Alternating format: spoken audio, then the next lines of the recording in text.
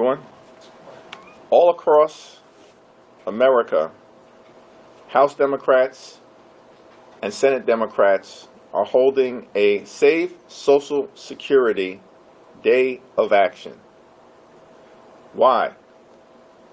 Social Security here in New York City and across the country faces an unprecedented assault, the likes of which have not been seen since 2005, when former President George W. Bush tried to privatize it. Donald Trump, Elon Musk, and House Republicans think that Social Security is a Ponzi scheme. Social Security is not a Ponzi scheme. It is an earned benefit.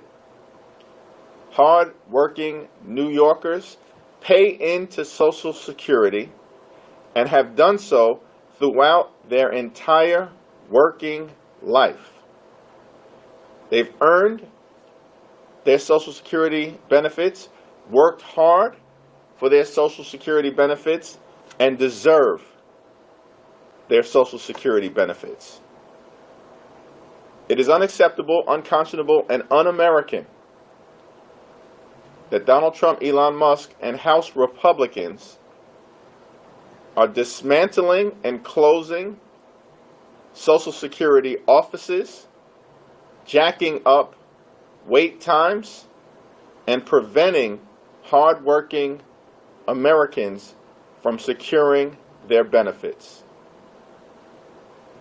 Our Save Social Security Day of Action will take place throughout America to raise awareness of the unprecedented assault against Social Security here in New York City and throughout the country, and to make clear that we are going to do everything possible to protect Social Security and strengthen Social Security so that the American people receive the earned benefit that they deserve.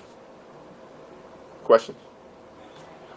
See, Mr. Leader, I spoke to a couple of your Republican colleagues before I left Washington who criticized your position that Democrats are protecting Social Security, quote, as we know it. They say Social Security as we know it has a possibility of not being solvent in a few years, which is why they propose raising the retirement age, all of the other reforms that I'm sure you're well aware of. What's your response to Republicans? What's your response to Americans out there who are looking at some of these reforms and are concerned about the solvency of the program going forward? Social Security is an incredibly solvent program right now. The Social Security Trust Fund has approximately $2.7 trillion. Social Security is under threat because of Republican attacks against it. Republicans believe that Social Security is a Ponzi scheme. It's not a Ponzi scheme. Project 2025 is a Ponzi scheme.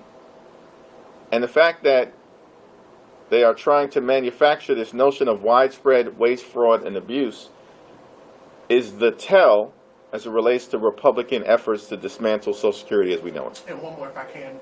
There's reports that when you guys get back to Washington, that the Trump administration is going to send congressional Republicans a rescission package, foreign aid, NPR, public broadcasting. What's your response to those reports, and have Democrats had that discussion internally about how you all will respond to a potential rescissions package from the Trump administration? We have not seen the rescission package or had the opportunity to have an engaged House Democratic Caucus conversation about it. We will have a House Democratic Caucus meeting virtually at some point within the next week or so, and a discussion on the rescission package will feature prominently in our meeting. I appreciate it. All right, thank you. So just to be clear, are you concerned that Social Security is going to be privatized, even though they've said that they won't do that? What is your concern? There's no reason to trust Donald Trump, Elon Musk, or House Republicans as it relates to Social Security. If they believe that Social Security is a Ponzi scheme, then it is at risk of potentially being privatized. At the end of the day, Social Security offices throughout New York State are being closed. Wait times are skyrocketing, and people are being denied access to their hard-earned benefits.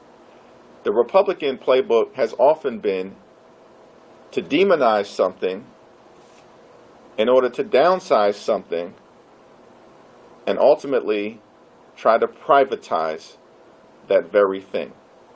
We see that process unfolding before our eyes. Republicans are demonizing Social Security by calling it a Ponzi scheme. They are downsizing the ability of the Social Security Administration to provide earned benefits to New Yorkers and the American people, which leads to the ultimate conclusion that they may be trying to privatize it because that has been on their agenda in the past. Hey, everyone.